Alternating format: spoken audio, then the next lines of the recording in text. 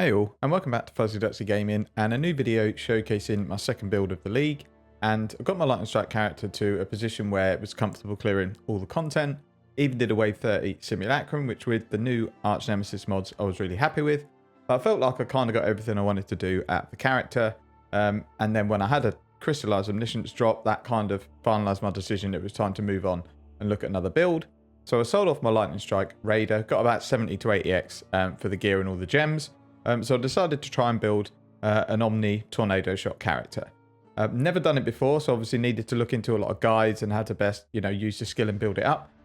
Once I got that, it still took me about 2 days of POEing and testing various different things, really to get that character how I want it to be and how it suits my playstyle. So I'll say off the bat, I've built the character for comfort and defense as well as DPS. If you wanted to go glass cannon, you could probably get double the DPS from what you see in the clips, but you'd lose quite a lot of quality of life and defenses. Now, I don't uber boss, so my DPS doesn't need to be any more than the character's already got. And as shown in the clips, it dispatches bosses quickly enough. So I did get a lot of help from videos from people such as Parthamath and Somad, as I definitely needed some help because I had no idea how to play the build. I've never done it before other than like really budget gear to just map in white and yellow maps. So I had a look at those guides, kind of changed a few bits and then tweaked it to my taste. So I want to start talking about defenses before we go into like the DPS and the gear, as that's kind of what I really focused on first, because originally I went just Grace, went loads of DPS. Obviously the DPS is really good, but I was so squishy, I was dying to like any hit from a boss. If I got hit by a couple of like juicy Arch Nemesis mobs, I was dying. So then I tried to add determination in as well. That felt okay and it felt a lot better, but missing phasing, which I'm used to on a Raider, felt really bad. Like simulacrums are almost impossible, or were impossible really without phasing, because you just can't get out of the way of attacks because you're surrounded by like 20 or 30 mobs. And even with loads of DPS, you can still get overwhelmed. And when you want to like move through a pack of mobs to get to safety, you can't do it. So that's the one thing I wanted to look into adding to the build. When I looked into it, there was 2 ways of doing it. You could go and get a couple of jewels to get it for the Raider Ascendancy, but that seemed like a waste. Or you can get it on kill on a jewel, but I don't have any spare jewel sockets. And you can get it on kill on the tree, but it was quite a few travel nodes to get there. So what I ended up with, which I'll come to in a bit, is using haste to get phasing. And then the solution really to fit in all the auras that I wanted was just to get as much mana reservation as I can. So we'll start with the actual auras that I'm running. So basically running the bog standard one. So we've got Determination, Grace, and Defiance banner. Then I've got Haste, which I'll come to in a moment. And then a fairly low level position like 8 or 9 just to cap my accuracy and make sure that I'm crit capped without my bottled faith. And also if I can only put say 7 or 8 brittle on an enemy, I'm still getting 100% crit chance. Now the way I'm able to fit all those auras in, because it is a lot of auras, I'm going to go through now. So the items really that pull it all together, there is a Megalomaniac here that I picked up, which has got Enduring Composure for endurance charges, and then it's got Frantic Aspect. Frantic Aspect, as you can see, gives haste 50% increased mana reservation efficiency. If we come here, I've also got the Grace reservation efficiency. I'm taking all of the Charisma Wheel and the mana reservation efficiency mastery, and then I'm also anointing Sovereignty on my amulet. And when I put all of that together, along with an Enlightened 4 with the big auras, that allows me 102 spare mana. I don't really use much mana to use the skill. As you can see, I can hold the button and it's going to take me like 3 or 4 seconds to run out of mana. So as long as there's an enemy nearby, I've got no problems whatsoever with mana. And then the way haste works really well is with this Watcher's Eye that I managed to pick up for 2x. So it gives me 8% extra chance to evade attacks when affected by Grace, which is always. Gives me onslaught on kill when I have haste, which is awesome. And then it gives me phasing when I have haste. And phasing is the one thing I wanted to get into the build, even if it meant giving up DPS. And actually, haste over anger, you do lose a little bit of DPS, but because you get quite a bit of attack speed with haste and movement speed, I'm actually happy with the trade-off on it. So along with those defenses, there's lots of other things that build up to make the character tanky. I'll open up the POB in a bit and we'll go through it just to show kind of the stats. But the other things I've added on, we've got ailment immunity, which come from this wheel here for 20%. I've crafted it on the chest for 25%. And then I've got boots that come with a base of 34%. And then I've Eldritch implicted it to get another 22. So we're immune to elemental ailments. As you can see, I've also put stun avoid on the boots. That's because with these nodes on the tree, so we've got an implicit on a jewel as well for 15%. And then what you can also do if you need the extra is I've got a brutal restraint jewel here, and that can actually roll chance to avoid stun. Now I don't know if I actually have it because I have a feeling I don't need it on this build. No, so I don't have it, but if I needed an extra 20 or 15%, I can either try and get it on another jewel in Harvest or can go and get it here on one of these nodes. But again, this kind of adds to a lot of the build. It's 5% dexterity, 5% dexterity, 5% attack speed. We've got chance to blind enemies on hit, which is awesome, and then chance to gain a frenzy on kill, which is also really good for mapping. That's an important part of the build. And then in terms of jewels, it's just some bog standard cluster jewels, which are attack and projectiles. And then I go down here and get a second cluster jewel. Again, it's just attack and leech, and then more projectile damage, really just stack damage on the build. Originally, I had a lionized jewel up here, and I was taking these nodes. But because I wanted to try and get the Watcher's Eye with haste in, and I always need, I think on this build, to run a replica concrete efficiencies for the mana to feel nice, I had to drop this area here just so I could fit an extra jewel in. And then the other defensive aspects we've got, we are spell suppress capped, mainly through gear and a couple of nodes on the tree. I've also got a Mantra of Flames jewel here, just for some extra damage, and it's got cannot be maimed as a corruption. And then I have a Viridian jewel here that's got cannot be hindered as a corruption. So we just avoid so many ailments and effects with this build. It just feels really, really nice. And then we've got corrupted blood here. So you can see we can't get maimed, we can't get hindered, we can't get corrupted blood, can't get stunned, can't have ailment effects on us, we can't get hit by more than 50% spell damage. And then we're really tanky with Determination and Grace, and Haste just gives us a bit of moving. And then Phasing just gives a massive quality of life because you don't need to worry about getting, you know, trapped by enemies, ice prison, and that sort of thing. So that covers off briefly the defenses on the build. And as you can see, because of all the different aspects of wanting to get into the build, it's taken a while. Firstly, to get the gear because some of the stuff's quite obscure, and then also figuring out how best to build around it to keep up a decent amount of DPS, but at the same time, make sure I'm nice and safe. So what I'll do now is just go through the gear. I mean, it's an Omni build, so DPS wise, we're getting as many stats as we can. We're getting accuracy because we're going to be missing it from dexterity. We're getting, you know, prod speed, just everything we can to get damage onto the build. And then we're using Eldritch Implicits to try and shore up the defenses.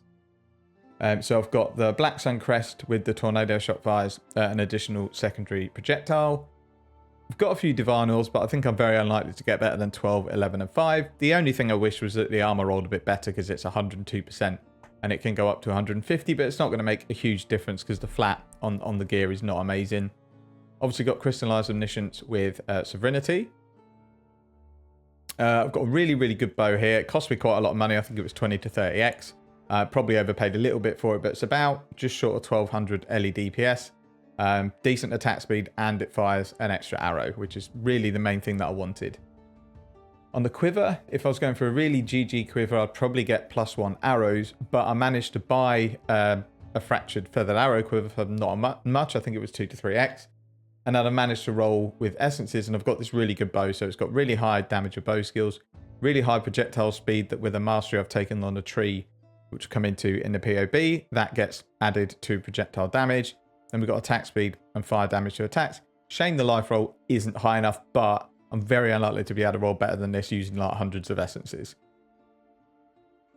The body armor, really I was just looking for anything that had high spell suppression and then some big life. And then I was going to craft, as you can see, that avoid ailments and avoid being stunned to cap those two. And then for my Eldritch Implicits, I've rolled Determination, has 33% increased aura effect, and then 14% increase effect of non-curse auras. So altogether, that's a huge boost to Determination and then a decent boost to all the other auras. For rings, I've really just rolled these as per a lot of videos that are out. You kind of get your suffixes sorted and then you try and roll and get life. So I've got this one, ring is absolutely awesome. It's got high life, really high intelligence, strength, and dexterity, and mana as well, which also actually helps a huge amount. And non-challenging skills have -7 to total mana cost. So I crafted this ring probably for about 4 to 5x, and I would think you'd easily get 10x of this ring. So it's super hard to roll all these stats all together. The second ring is one I carried over from my Lightning Strike character. Again, it's a really good one. It's got huge flat accuracy, which basically sorts out my accuracy issues. 2 big stats, high elemental damage with attacks, little bit of evasion, and then crafted life. The gloves are nothing special. They're suppressed spell damage, high dex, attack speed, and life. And then I've crafted damage while leeching. And then implicits, I needed spell suppression to cap. And then the other one I've gone for attack speed. There's probably a better one I could go for, but I hit attack speed. I thought, you know what, that's a decent stat. We'll leave it as it is. The belt, I bought the base for 1.5x, which is the 18% increased dex, and then I've just rolled it with attribute essences until I hit something decent. I've crafted armor and evasion on this because of all that percentage increase I get from the aura effect. It makes more sense to craft this than just some flat LE damage to attacks percentage. And then the boots, these cost me quite a bit because I had to be really specific. I needed 34 or more ailment avoidance, I obviously needed movement speed life, and I needed high spell suppression. And then I've had to roll the Eldritch implicits of ailment avoidance and avoid being stunned. So then that caps all my defenses altogether. And the only problem with this build now is if I wanted to improve it, again, I have to be really specific about the gear that I want. So it's either crafting it, which could take an absolute age, or you might end up paying through the nose because I'm really looking for very specific stuff. And there might only be 2 items on the market that suits my build really. And then for flasks, pretty simple. Quicksilver flask, armor flask, jade flask, bottle of faith, which you only really need for bosses, and then just a life flask. I might change this because it's not even instant. So I might change the flask to get a better prefix, but at the moment it's absolutely fine. And then we've gone through all of the gems. I don't think there's any that I haven't shown you. We've got the Watcher's Eye, Conqueror's Efficiency. We've got our Megalomaniac here that was 1x. And then, yeah, just all projectile drills and obviously Secrets of Suffering. So we'll go into the POB in a moment and we'll kind of go through the build and why Secrets of Suffering is so important. In terms of masteries, we're taking 5% increased attributes, crit chance based on spell suppression, 50 life. Increased effect on non-damaging ailments is quite massive because I don't have a huge amount of cold damage, which is how you inflict brittle. Cold damage is my lowest damage. So I need this help to make sure I'm getting like 10 or more percent. Brittle, on the big bosses in like 5 Deli Orbs, I'm only getting about 7 to 8%, but that's still enough to hit my 100% crit cap. And here, another important mastery, increases and reductions to projectile speed applied to damage, which means obviously the 50% roll I've got on my quiver applies to damage as well as speed, which is awesome. If I had another point, I'd probably put it in projectile speed here. Now, more projectile speed doesn't add to the mastery because that's an increase, but the more projectile speed you can get with Tornado Shot, the better it feels. And then we've just got another life mastery here, and then Corrupted Blood here. I would love to get Corrupted Blood on a jewel, but I imagine because, again, my jewels are quite specific, it might be like 10x to get the jewel. I'd rather just spend the point, I think. So we'll move on to Path of Building. Apologies, I've got Capture Cursor on OBS, but for some reason it's not doing it. So it's going to be a bit awkward because you're not going to see my cursor on the screen. We don't need to go through the gear because we've already been through that. Already been through the jewels. We'll just quickly have a look at the skill gens, but there's nothing really special here. We've got a Molten Shell, Defiance Banner, a low level precision at 10. Got Tornado Shot with Awakened LE damage with attacks, Trinity, Divergent Inspiration because that helps with the mana cost of the skills. Greater Awakened multiple projectiles, pretty expensive, but it's an extra projectile, so it's well worth it. And an increased critical damage. And then we have, sorry, that's in my offhand. And then if we have a look at the skills here, you can see the Enlightened 4 with Determination, Haste, and Grace. Sniper's Mark with Mark on Hit. Inspiration just to lower the cost of that mark on hit. And then a Flame Dash. And then we've got a secondary Tornado Shot, which is in a Ballista. Colors, I haven't actually colored the bow properly because these probably aren't ideal colors. You'd probably want LE damage with attacks instead of added lightning. But getting 3 red, a blue and 2 greens, not that easy, and I just got fed up rolling it. So for now, it's Tornado Shot, added lightning. Inspiration, although I don't know if it does a huge amount. I can't not run it because then my mana cost of putting all the totems down puts you out of mana. Ballista Totem, increased damage, and then Focus Ballista because it puts the totems down quicker and it just fires a lot quicker when you're attacking as well.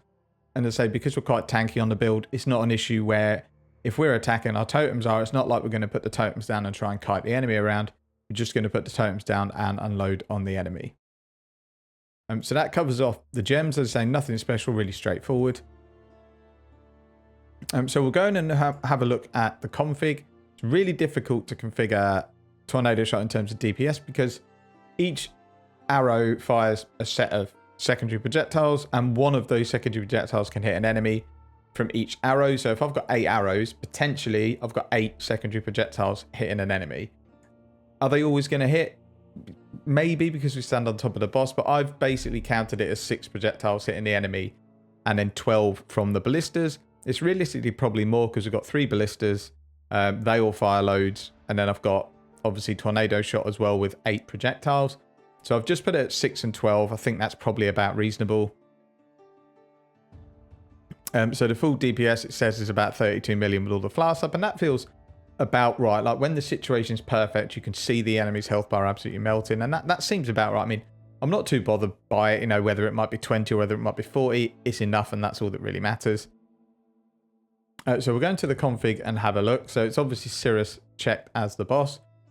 These I've taken sort of what the average is. A lot of the time with Scorching for max and Sapping for max, and Brittle is anywhere between 8 and 14. So I've kind of at 10, 18 and 10 to play it safe. But enemies are blinded because although we've only got 5% chance to blind, there's so many projectiles flying around, you're going to blind a boss within a second anyway. Travel distance for projectiles I've set to short because we're using point blank, and I always literally stand right on top of the boss. Resonant count's 50 for Trinity. Consecrated ground is for the Bottle of Faith. So per enemy, yes. Me, yes. Obviously, if, you know, you're not going to have Bottle of Faith, we can just untick it and it's still decent damage. Leeching, yes, we're always leeching because we're literally using so much mana, we're never not leeching. Which is why I kind of want to keep my mana cost at around 8. I did try having it at 1 or 2.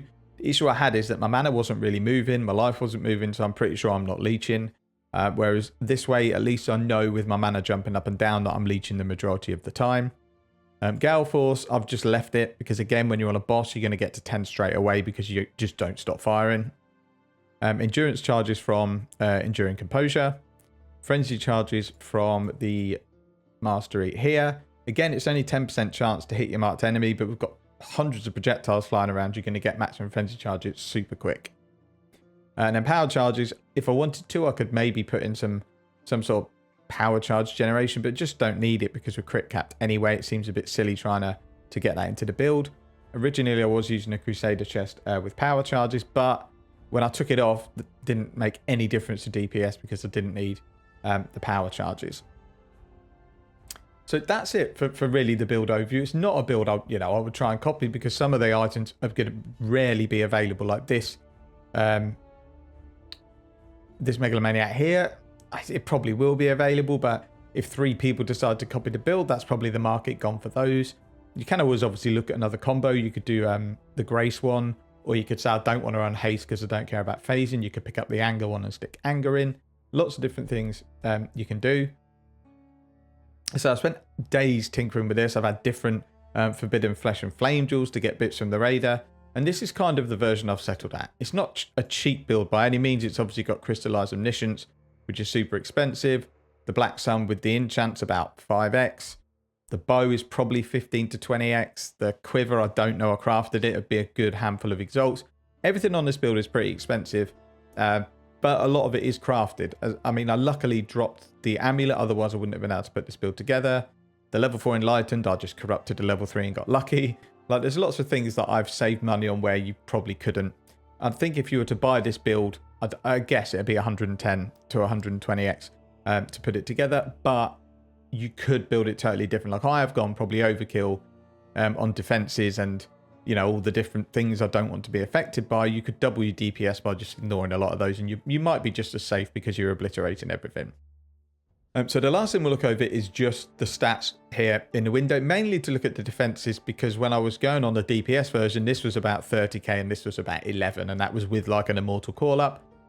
Now with all the increased buff effects that we've got, we are super tanking when we've got Molten Shell up. If we've got Vol Molten Shell up, it also doesn't look too bad. We've got 66k and 27k, and when none of them are up, it's... Oh, no, let's not tick that. When none of them are up, it's still not too bad. 44k effective hit pool, nearly 17k max hit taken, and that's with a pretty mediocre life pool of 4.2k, but it is quite hard to get much more life. Last thing to point out, got quite a decent chunk of chaos res as well. It'd obviously be really good if I could be capped, and I think if I was to try and improve the gear, it would probably be the belt. I would try and get this exact belt, but instead of regen life, I would want chaos resistance on it, and that kind of be perfect for me. Then I'm capped on all my resistances. I'm tanky. I evade like a stupid amount. Like when we blind an enemy, it's 89% evasion with blast up. That's pretty insane. And then we've got this fizz mitigation to fall back on, and that's without any molten shell up. Stick molten shell on, and it's 82%, which is really, really good. Feels awesome and comfy mapping. So I just thought I'd show you guys, because I know a lot of people have been asking kind of what I've been up to, because I've been quite quiet, and it's because I've been trying to get this build together. So what we'll do, we'll switch back into game, and then we will run a very quick map. There we go. So it's just a glacier map that I've picked up corrupted, so I might as well run it. Nothing too deadly on it. Chain, not great with ballistas, and it's got quite a lot of increased movement, attack, and cast speed. So we'll go into this, and I'll just show you the build quickly.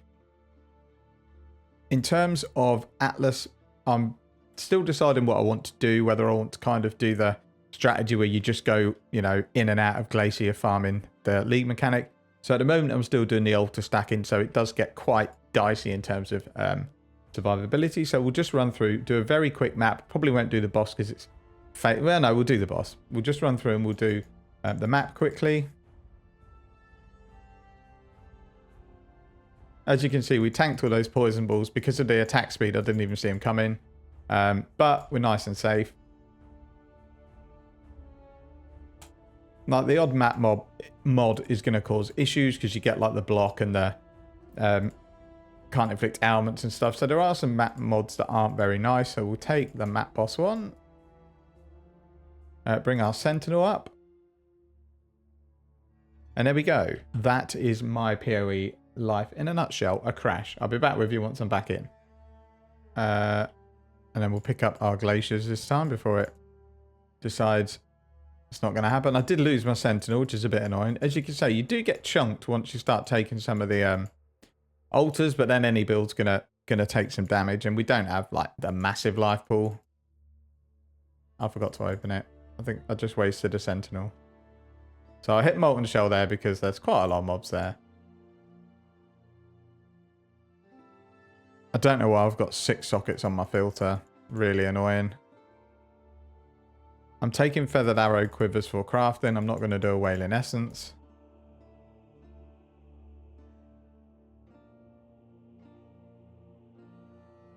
Spine Bar I'm only going to take for 86, and that will not be 86. Oh, nearly got done by that DD. So I wouldn't normally finish this map because the boss is phased and most of the mobs are in that first section, but we'll go through. I'm running Harvest. If I get one, I'm just going to ignore it because it's just going to add time on. So we'll go and pick the shrine up.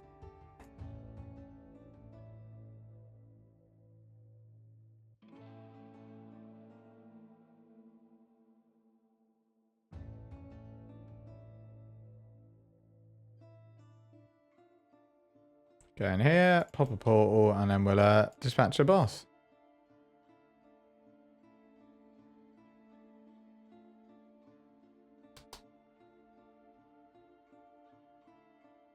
And that's it. Fairly simple, straightforward. DPS is good enough. So really last thing to say is the POB is in the description.